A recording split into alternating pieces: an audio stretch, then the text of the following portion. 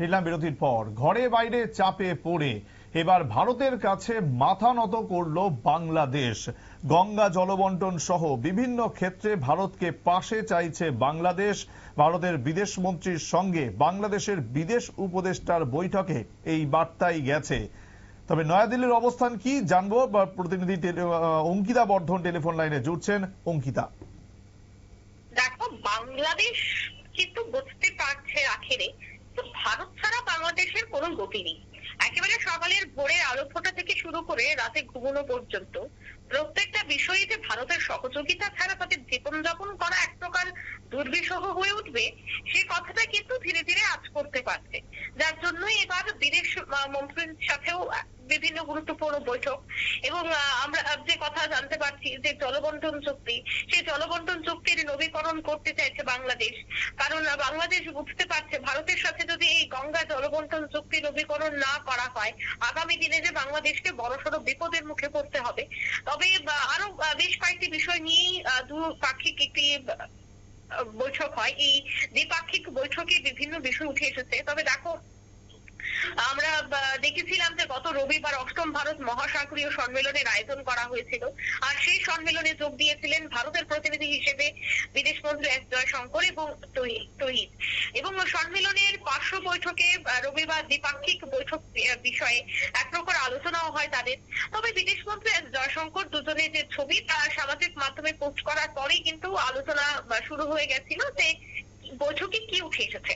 তবে দেখো, এই আলোচনায় দ্বিপাক্ষিক সম্পর্কের উপর বিশেষ করে গুরুত্ব দেওয়া হয়েছে। পাশাপাশি বঙ্গোপসাগরের যে দেশগুলি রয়েছে, সেই বঙ্গোপসাগরীয় দেশগুলির আন্তর্জাতিক মঞ্চ বিমস্টেক নিয়েও কিন্তু আলোচনা হয় উভয়ে। এছাড়া বাংলাদেশের বিদেশ মন্ত্রক থেকে এই বৈঠক প্রসঙ্গে একটি বিবৃতিও দেওয়া হয়েছে। ঢাকাতে বিবৃতি দিয়ে জানিয়ে দেওয়া হয়েছে যে 1996 সালের গঙ্গা জলবন্টন চুক্তির নবীকরণ নিয়ে আগামী দিনে আলোচনার কথা বললেন তুহিন। পাশাপাশি সার্কের স্ট্যান্ডিং কমিটির বৈঠকে ডাকা নিয়েও কিন্তু নয়াদিল্লিকে পাশে চাইছে এই মুহূর্তে ঢাকা। তবে একটা বিষয় সম্বন্ধে আমি অবশ্যই যুক্ত করবো, তা হচ্ছে এই যে গঙ্গার জলবন্টন, এই গঙ্গার জলবন্টন নিয়ে কিন্তু 1996 সালেই ভারত এবং বাংলাদেশের মধ্যে চুক্তিটা হয়েছিল। যদিও সেই চুক্তির মেয়াদ শেষ হবার কথা ছিল 2026 সালে, অর্থাৎ আগামী বছর। তবে গত বছর বাংলাদেশে আওয়ামী লীগ সরকারের পতনের কথা আমরা প্রত্যেকেই জানি। তবে আওয়ামী লীগের পতনের পরে যেমন সবটাই বদল, সমস্ত চুক্তি যেন ভেঙে যায়, সমস্ত কিছু যেমন ওলটপালট হয়ে যায়। তবে তার আগেই কিন্তু দেখা গেছে যে এই বিষয়টা নিয়ে এবার সক্রিয় হয়ে উঠেছে বাংলাদেশ। তবে দেখো, ভারতের প্রধানমন্ত্রী নরেন্দ্র মোদীর সাথেও একসময় বৈঠক হয়েছিল শেখ হাসিনার এই জলবন্টনটাকে নিয়ে। তবে এবার যেহেতু শেখ হাসিনা আর নেই বাংলাদেশে, এখন তত্ত্বাবধায়ক সরকার ইউনূস রয়েছে, তাই সেক্ষেত্রে এই ফারাক্কা গঙ্গা জলবন্টন চুক্তি, সেটা নিয়ে কি ভাবছে বা দিল্লিকে চিন্তা করছে, তা নিয়েও কিন্তু একটা মাথা ব্যথা ছিল ইউনূসের। যাই হোক, এবার দেখা গেছে সর্বশেষে ফারাক্কা নদীর জলবন্টন চুক্তি নবীকরণের জন্য একটা যৌথ কারিগরি কমিটি তৈরি করা হয়। তবে এখন বাংলাদেশের হাসিনা সরকারের পতনের পর অন্তর্বর্তী সরকারের সাথে এই যে ভারতের চুক্তিটা হয়ে বা ভারত যদি এই বিষয়টা সহমত পোষণ করে, তবে আগামী দিনে কি সিদ্ধান্ত হয় সেটাও দেখার। তবে দেখো, ইউনূস প্রশাসন এই মুহূর্তে বিভিন্ন বিষয় নিয়ে ভারতের সাথে কথা বলতে আগ্রহ প্রকাশ করছে। অন্যদিকে দেখা গেছে যে শেখ হাসিনা সরকারের পতনের পর থেকে প্রতিবেশী রাষ্ট্রের সাথে ভারতের যে কূটনৈতিক সম্পর্ক, তা এক প্রকারের টানাপোড়েন শুরু হয়ে গেছে বা শুরু হয় সে সময় থেকেই। কখনো বাংলাদেশের সংখ্যালঘুদের নিরাপত্তা প্রসঙ্গে, কখনো ধানমন্ডিতে শেখ মুজিবুর রহমানের বাড়ির হামলাকে কেন্দ্র করে আমরা দেখেছিলাম যে এক প্রকার উদ্বেগ প্রকাশ করেছিল ভারত।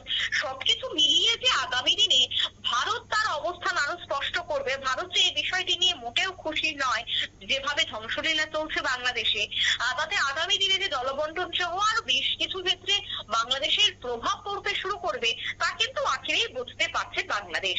যদিও তাদের বেশ কয়েকজন নেতৃত্ব, তাদের মৌলবাদীরা কিন্তু গতকাল এবং পরশু তারা বলেছিল যে বাংলাদেশের স্বাধীনের ক্ষেত্রে ভারতের অবদান না হলেও তারা বাংলাদেশ স্বাধীন করতে পারতো। তারা হয়তো বা সেই ইতিহাসটাই তারা জানে না, বা যারা এই বক্তব্য রাখছেন তাদেরকে ইতিহাসটা হয়তো আগে জানতে হবে। হুট করে এসে একটা বক্তব্য রেখে দেওয়া এবং সেই বক্তব্যের প্রভাব যে দেশের এবং দ্বিপাক্ষিক ভারতের সাথে বাংলাদেশের দ্বিপাক্ষিক সম্পর্কেও পড়তে পারে, সেই কথাটা হয়তো তারা আজ করতে পারছে না বা তারা কথাটা ভাবতেই পারছে না, যার জন্য তাদের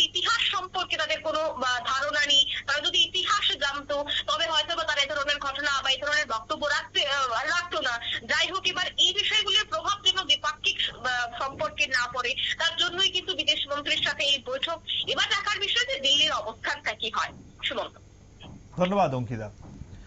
অঙ্কিতা বর্ধন আমাদের প্রতিনিধি এতক্ষণ টেলিফোন লাইনে ছিলেন, বলছিলেন যে ভারতের বিদেশ মন্ত্রীর সঙ্গে বাংলাদেশের বিদেশ উপদেষ্টার একটি বৈঠক হয়েছে এবং সেই বৈঠকেই কিন্তু বাংলাদেশ চাইছে ভারতকে পাশে পেতে গঙ্গা জলবন্টন চুক্তি সহ বিভিন্ন ক্ষেত্রে, বিশেষত জানিয়ে রাখবো আপনাদের যে এই যে সার্কের যে সম্মেলন, সেই বিষয়গুলোতেও কিন্তু ভারতকে পাশে চাইছে বাংলাদেশ। সুতরাং এখনো পর্যন্ত ভারতকে পাশে চাইলেও দিল্লির অবস্থানটা কি হবে সেটা এখনো পর্যন্ত স্পষ্ট নয়, যদিও আগামী দিনে সেই খবর আমরা অবশ্যই আপনাদের সামনে তুলে ধরবো।